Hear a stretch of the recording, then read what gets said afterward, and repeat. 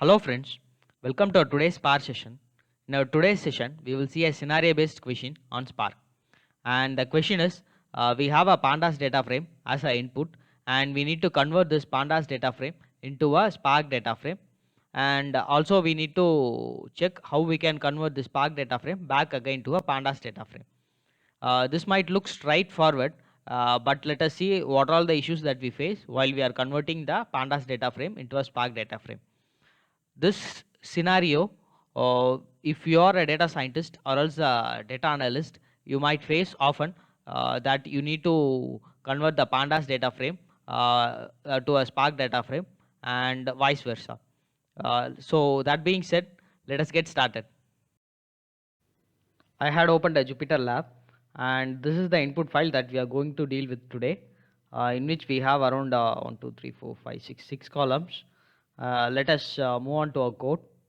As usual, I have initiated the Spark session as well as the Find Spark. And here, since we are going to deal with the pandas data frame, I am importing the pandas library. And let me read the file once. And also I will show you the data types as well of this pandas data frame. It takes object for the string, and for integer column it is taking int64, and for amount it is taking float64, and for member it is taking it as a boolean. So this is the input that we are having. Let us see how we can convert the pandas into a Spark data frame.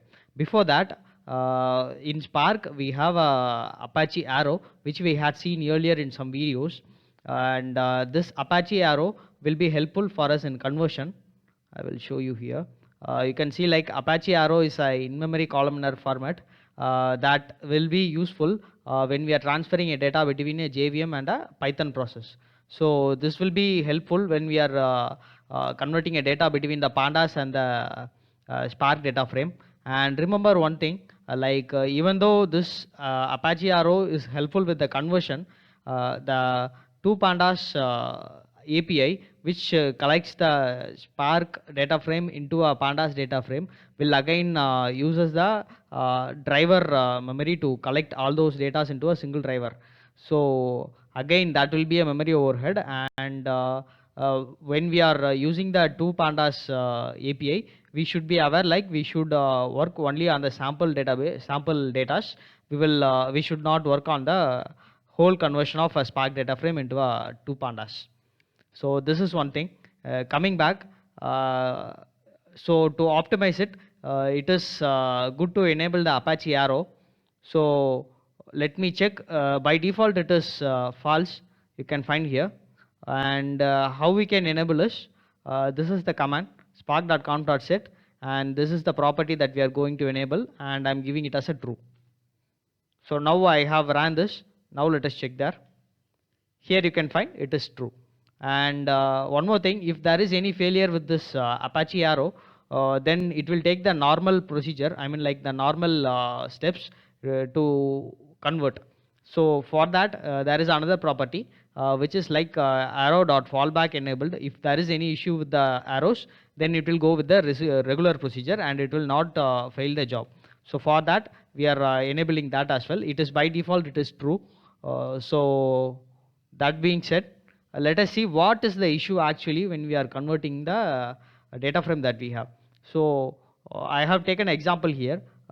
Here we have a command like spark.create data frame, and I have given a pandas data frame as an input. Our pandas data frame is in_pd, so which I am giving it as an input here. So let me run this. Now it got completed. Let me give indf.show. It will throw an error, but the thing is like since we enabled the Apache Arrow, here it will not show the clear error message. It is stating like no such element exception, but to see the actual exception, we have to again make the arrow enabled as false. Let me make it as arrow enabled as false, and let me run this once again. Now here you can find the actual issue. What is the issue is like we are unable to typecast the string column, and the of double type. The thing is like here you can find in a string column there is a value of nan which is of empty. This it is unable to cast it into a string type. That is the issue. So there is a problem with the conversion, which in fact we are unable to have a conversion between a pandas data frame to a Spark data frame. So this is the actual issue. Let me enable the arrow as well.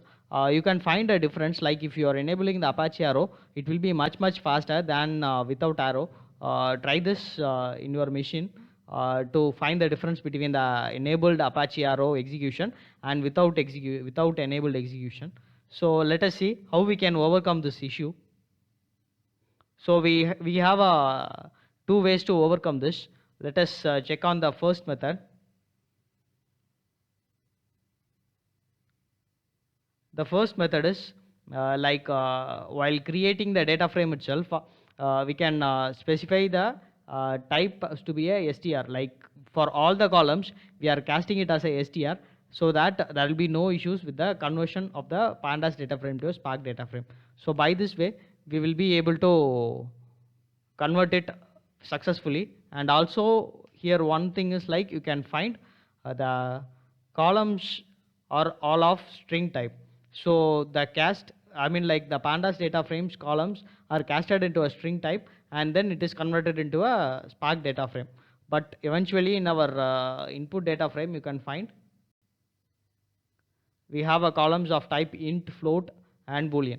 So the method 2 will be, if you want to retain the data type as well, then the method 2 will be to give a struct type. I mean like here I have defined a struct type with the field names that we know, and also I have defined the data type as well for this. And let me execute this. So here as well I have executed it. Let me print the schema as well.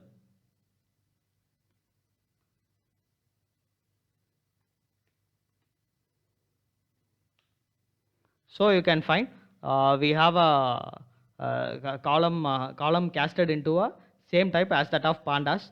So this will be helpful when we are in a production environment. Like if we need to retain the same number of data type, then the second approach will be the best approach. If we need to again convert the Spark data frame into a pandas data frame, then we have an API called toPandas.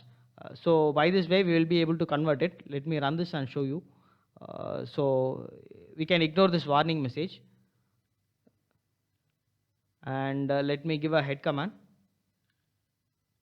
So by this way, this is of type pandas. Let me show you the D types as well as the type of